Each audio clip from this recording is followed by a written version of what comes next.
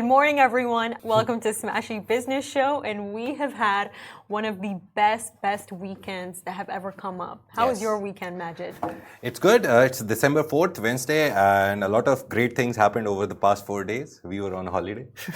We enjoyed a lot, but what was that? Mega Campus Summit? How was it? I visited the Mega Campus. So they had a bunch of speakers. There was Robin Sharma.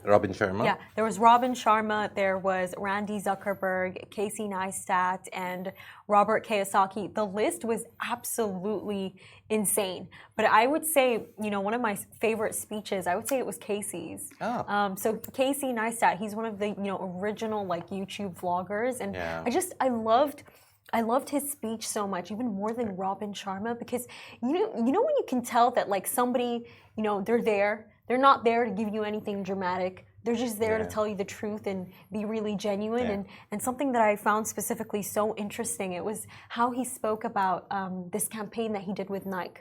So basically, she actually is the founder of Facebook Live. So the thing that you see today, Facebook Live, she started it. Wait, Casey's the YouTube vlogger. Sorry, Casey Neistat. Yeah, he's the YouTube vlogger. Sorry, the Randy Zuckerberg. Yeah. Oh yeah, she's the founder of Facebook Live. So Casey was, I saw a video that you did on stories, right? That he came with a whole band. Yeah, and what's it called? Just going back to Casey, just in general, his speech, it was so beautiful because he showed how he created for Nike one of their best marketing campaigns to ever exist, right before the Olympics back in the time. And basically, it was such an interesting story, Majid, because the campaign was Nike wanted him to basically campaign the slogan of "Make It Count." And at the time, they also released new shoes. They gave him a budget. They were like, Casey, make us a really good video. And he was like, at that point, he did a bunch of videos for them. But he was like, I want something different. So you know what he did? He took the budget that Nike gave him. And what he did is he used that budget to, I believe, travel for 10 days. All over the world, he used that budget. And while he was traveling, he was just filming. And it was funny because the entire video, it's just about making it count. The entire video, it's about making it count. The videography, it was beautiful. It was so real. It was so authentic. And he said that when when he finally sent it to Nike, they took an hour to respond, and he was concerned. He was like, "Oh, what did I do?" And even before he sent the video, his manager who he was working with, he's like, "Please don't disappoint me. Make this count." And at first they had an issue with the campaign. They were like, "You're not even wearing the shoes." Because when you watch the video, by the way, you see the "Make It Count" hashtag, all of that, but you don't see him wearing Nike shoes. And no shots of the shoes or anything. So he added one final shot at the end of just him wearing the shoes. But imagine the video right now on YouTube, it has 30 million views. And at that time, it was one of the best campaigns Nike had ever done. And it was so interesting to me because it just really showed me that in the media, when you create something that's sincere, something that's human, it works so well. Because often I feel like we think that, we really need to get something out there that's really cool and really cinematic. And do you know what I mean? But that video, it was very, don't get me wrong, it was cinematic. It depends on taste. Yeah. But he put something out there that was so human. It was human, it was fun, it was sincere, and that's why it did so well. I guess audiences have changed the taste. They want something real.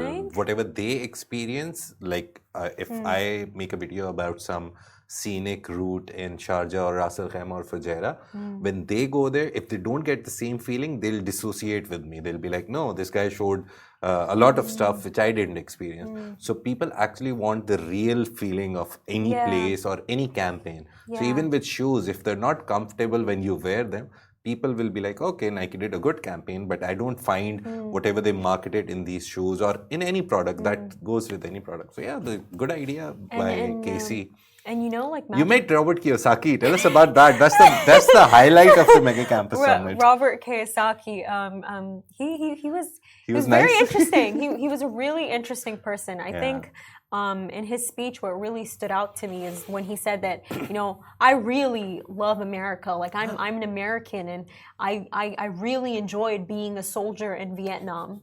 and killing. I found that very confusing because as somebody who I really did study the Cold War. Yeah. What happened in Vietnam, it was very unfortunate. So when he said that, I was like, oh, okay, interesting. He is very American. Oh yeah.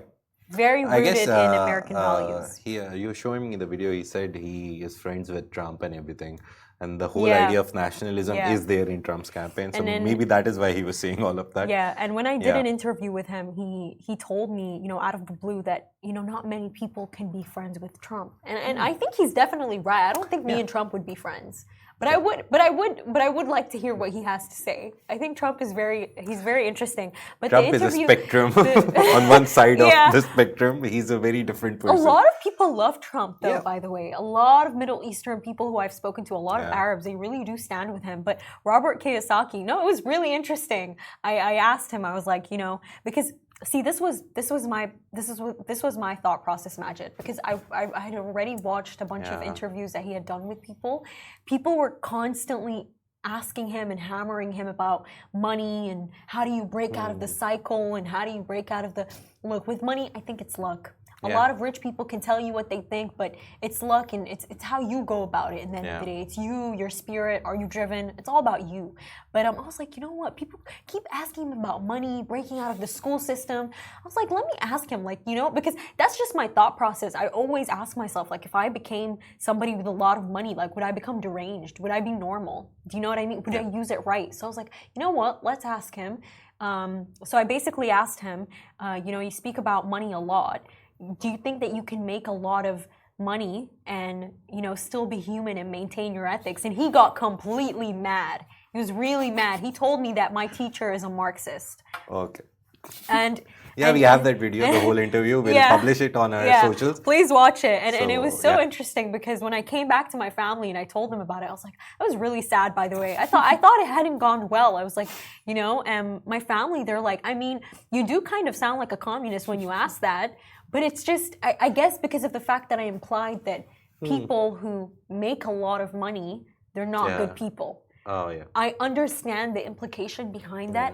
But at the same time, I just thought the question had so much value because it's like every single time, I get so bored. I watch these rich people be interviewed. It's all about how they make their money. Ask them something else. Do you know what I mean?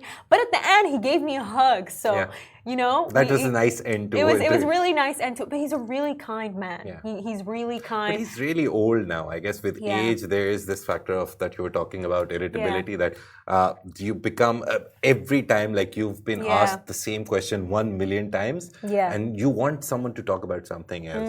And I guess with that question of yours, the only problem is his USP is teaching people how to get rich without obviously doing the unethical and immoral things that everyone thinks that you have to do sometimes to become rich. His whole USP, if you, the main book that he's famous for, Rich Dad Poor Dad, it's the mentality that you need to be rich.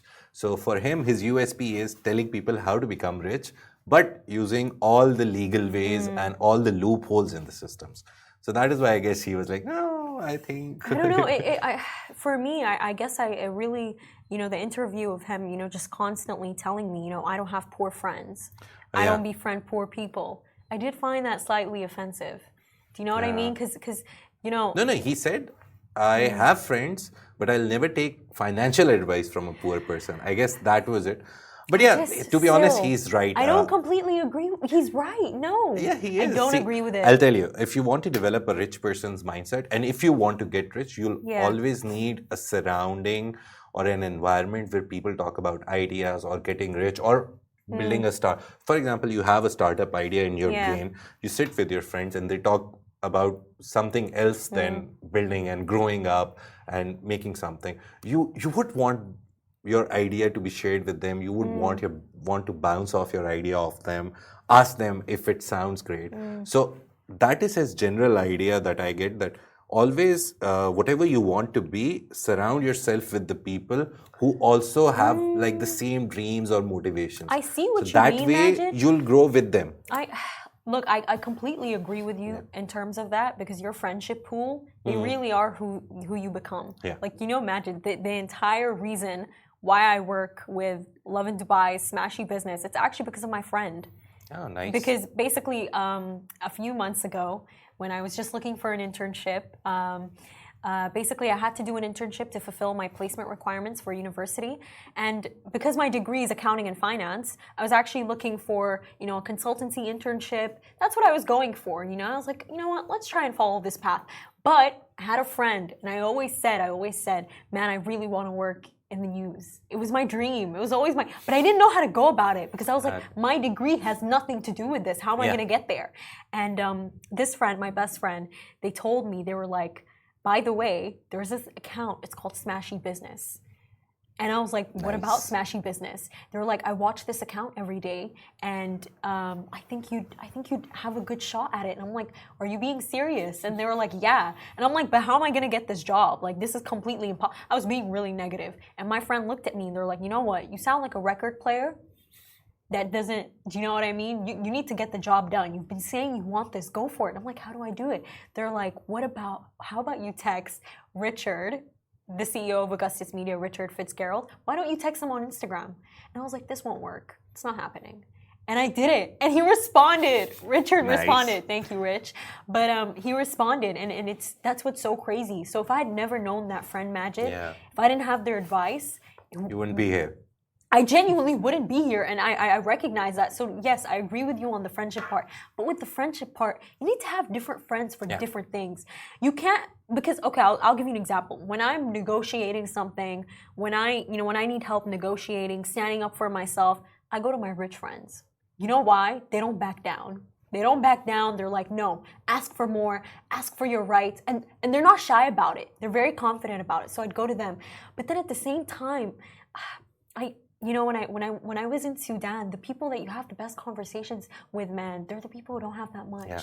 So when I was listening to Kiyosaki, Mr. Kiyosaki sitting there talking about, nah, poor friends, I was like, no, I don't agree with you. Give them justice. Give them justice. But you should have like different pools of friends for different exactly, things. You shouldn't have the same person for everything because people, it becomes confusing and it becomes boring, I guess. It does. And not just that. Majid, I noticed people with less, honestly, they make for the best people.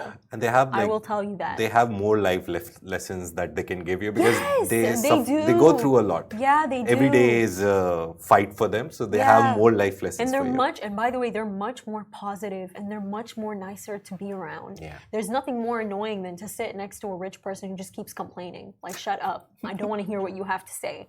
I'm sorry. That's just my view. But back to the Randy Zuckerberg part of you saying that, she is the founder of, sorry, I confused her with Casey. The founder of Facebook Live. It was so interesting. At the summit, she was talking about how, like, at first she thought it was going to be completely unsuccessful because of a live she made that got, like, 2 viewers. But then later on, Katy Perry called in and said, I want to announce my concert on Facebook Live. And then it became a big thing. And then the next thing you know, Obama, he wants to announce his election on Facebook Live. But you know what I even found more interesting than all of that?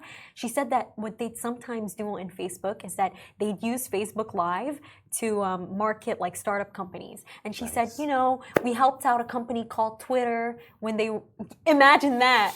They helped them through Facebook Live to market Twitter. Nice. That is so, before it became X and everything, but that's so crazy. Like, all these giants, they're so interconnected. I found that scary. That just kind of shocked me. I was like, ooh, like they're not only are they in the same timeline, but they're almost helping each other. I guess Facebook was the OG social media platform. And it helped build a lot of, not even companies, big companies that we see today, a lot of influencers as well. A lot of people who are old, like Casey Neistat, he is a big YouTuber, but they all started from Facebook. Because Facebook was the OG social media platform, and then YouTube was there, but YouTube was not there in the form that we see today, paying big people big money. So Facebook. I still need to make a Facebook account. I think Facebook has gone out of fashion right now. There is nothing that the new generation. I've stopped using Facebook not for my a lot. aunties. Yeah, but a lot of still. I remember one of the examples that Richard gives. I've heard him a lot, and one of the brands.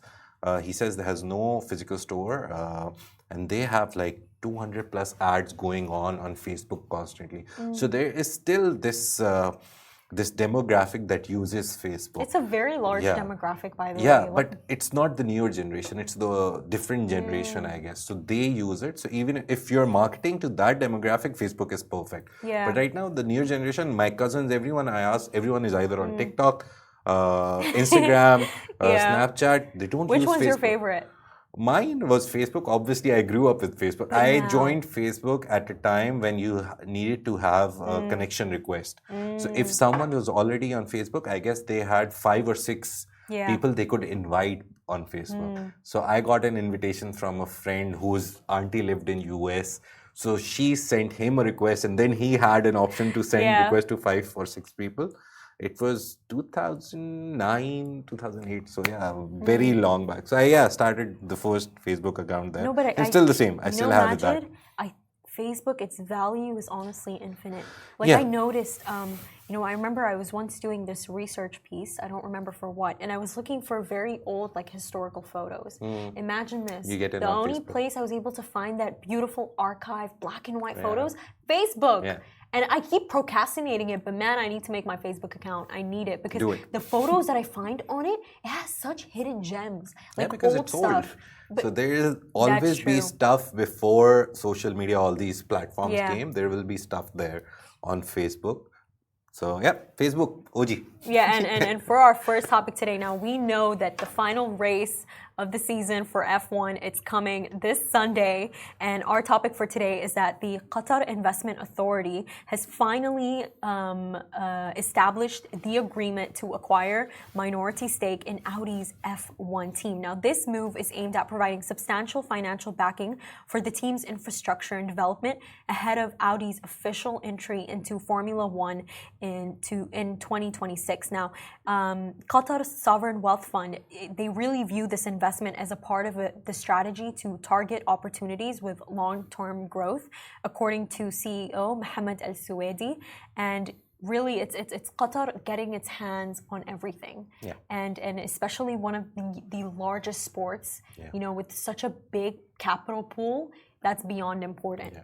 The good thing is that we're seeing other sovereign wealth funds apart from Abu Dhabi, from Saudi. We're seeing other Middle Eastern countries make important investments. Oman is doing stuff. Qatar Investment Authority is doing stuff. Also Bahrain, Mumtalakat, they invested a stake into McLaren. Yeah, so it's very good. We did a piece quite a while back on who is doing what in F1. Saudi Arabia has a long list of where they've invested in F1. Let me open that up for you so I don't miss anything or I don't misread anything. Apart from that, Bahrain is there. 4 of the Formula 1 races take place in Middle Eastern countries. Yeah. Bahrain it was very surprising when I read it that Bahrain was the first country to host a Formula 1 race. So that was surprising because Saudi, Dubai, UAE, all these stuff, came later. Bahrain came first. I think that's very enjoyable for Bahraini people because Majid, I have one of my friends, she's Bahraini, and imagine this, she has met every single Formula 1 driver, every single one of them without fail, and I'm like, how come? And she went like, because Bahrain is so small. Yeah. So when whenever they come, the race happens, you're gonna meet all of them. But Saudi Arabia has a footprint in F1. They want to develop one more F1 grade circuit in Qiddiya, which is a new city that they're building. It's entertainment and sporting and all the things hub right now. So Saudi government, where it's state-owned company Aramco, they have a global partnership with F1 around 378 million pounds over 10 years. So that is there. Aramco is also a title sponsor for Aston Martin team. They have a significant stake in the Aston Martin F1 team through PIF, Public Investment Fund. PIF-backed Aston Martin is also making power moves. They have wooed F1's star engineer, Adrian Newey. This was the biggest move in F1 in the last nearly 5 to 10 years. This guy is behind some of the fastest cars in F1. Right now, Red Bull winning everything is because of this engineer. So PIF-backed Aston Martin, they've got this engineer. They're trying to get the winning driver right now. The Aston Martin team boss, Mike Crack, said that the door is always open for Verstappen, Max Verstappen. He's the defending champion. So, Middle Eastern countries, they're not just like sitting back and sponsoring stuff. Exactly. They're owning stuff. They're taking part in stuff. They're sponsoring stuff. You have the Ferrari world in Abu Dhabi. So that's like one of the big signs that these countries, in their divestment campaign and diversification campaign, they're looking at sports as well. Exactly. And they're really like, as you like said, they're not just sponsoring, they're really taking such a huge spot in the market.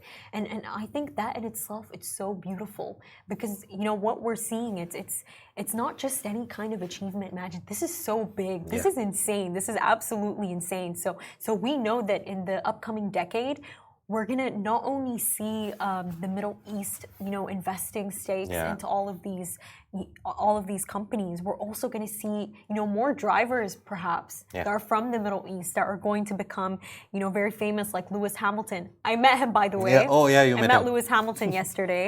He said something about Dubai. Yeah, he did. He was speaking about Dubai, and he mentioned how, what he really likes what Dubai did because. Dubai did the impossible. They took a land, the way that he described it, like they took a land with nothing and they made it completely have everything like that caters to your wildest dreams. And just seeing like, Hamilton saying that and recognizing that, every day, honestly, I just become proud. It's really lovely to hear that, the home that you live in, that people recognize the specialty in it just as you do. Yeah. Because, there's always obviously an ongoing debate online of, is Dubai this, is Dubai that? And so just seeing like these big stars on such a big stage, recognizing that just makes me really happy. The funny thing about Hamilton is if you're in Dubai right now, you'll see his face plastered somewhere at least. He's done so many campaigns in Dubai. He's doing campaigns. He did campaign for G42, the AI giant in Abu Dhabi. Recently, he was part of the 6 star-studded E&D ad. There was Jason Statham, there was Shah Rukh Khan, there's a lot of people in that ad. Megan Fox is there. And right now he's the global ambassador for CFI. It's like a trading company. Yeah, I saw his ad for that as well. So you'll see him everywhere in Dubai right now. Actually, I saw him in Abu Dhabi for the CFI ad as well. Yeah. So he's all over UAE. The only thing I find funny, I was talking to you about it, about Lewis Hamilton. In 2022, I just opened the article. He was asked, he was going for a race in Saudi Arabia. And he was asked about the Saudi human rights record, and he said they should improve it. And at that point, he was very critical of the Middle East.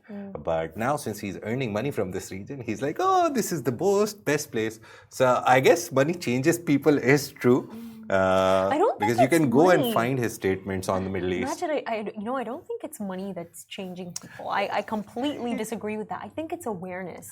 I think maybe before there wasn't that much of a strong media presence in the Middle East. No, really, there wasn't. But like now, you have all these like rising new media outlets. Love in Dubai. They report on the country. People now more than ever are seeing what we have to give. They're seeing it through not only our media outlets, they're seeing it through Netflix TV shows, you know? Love is Blind, Habibi, what's it called? Dubai Bling.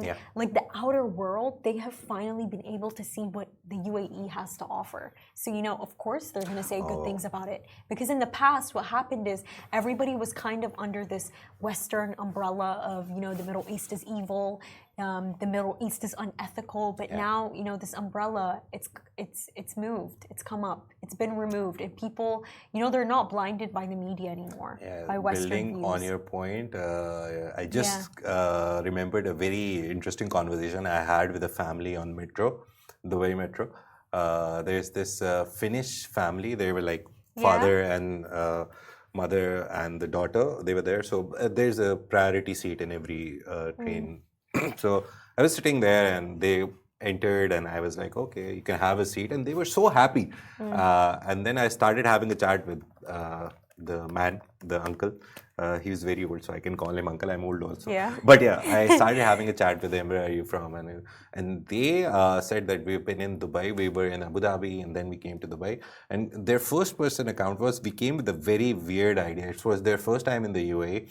And I remember correctly that he said that when me and my wife and my daughter, we were traveling here, we had this idea of, there will be hangings happening on the road, women will be covered, and this and that. And they're like, as soon as we came to Abu Dhabi on the airport, we saw a different world. And we were like, what? They were like, we were actually shocked because whatever we read, whatever we saw in the news, we were like, oh, we're going to a very like difficult country. But then they're like, we came here, we've spent 7 days here, and we have realized it's not, absolutely not what we've been told. Exactly. So that is like the account that you get from tourists and visitors who come here for the first time. So I agree with the point that you made about Hamilton, that maybe now he's traveling here, he's doing a lot of business here, like getting money from a lot of companies to do ads, and finally he's been able to experience the hospitality, the safety, security, all the things that we market for the UAE. So finally he's realized that whatever he learned from media, from everything, it's not true. It's a very different country, and it's a very different region. Lebanon is famous for party. UAE, Dubai, Abu Dhabi, all the big, they have culture, they have parties, they have everything that you want. You're completely right about that. Yeah, so you're coming for mosques, go to Sharjah, you'll find mosques. You want nightlife, good nightlife, best 5-star hotels, you'll get it. Everything that you want is there in this region. And you know, Majid, like, you know, the hospitality that you speak of, you know, how beautiful this region is. It's actually not something that just happened. Yeah. I feel like, you know, because of the news that we're coming out with right now, people are constantly thinking, you know, this is something that just happened. This is something that just happened for the Middle East. No, it did not. I remember a while ago when I was reading the autobiography of Malcolm X. So, you know, Malcolm X, when he, you know, reverted to Islam and he was spreading the message in America for the longest time ever imagined, he stayed in America. He actually had no idea about like Sunnah Islam that is usually in Saudi Arabia. And then, you know, unfortunately, before he passed away, his final visit was to Saudi Arabia. All right. And imagine, this is something, imagine this is a book that was released in the 20th century, not even in this century that we're living in which we are seeing the progress that countries like Saudi Arabia are achieving.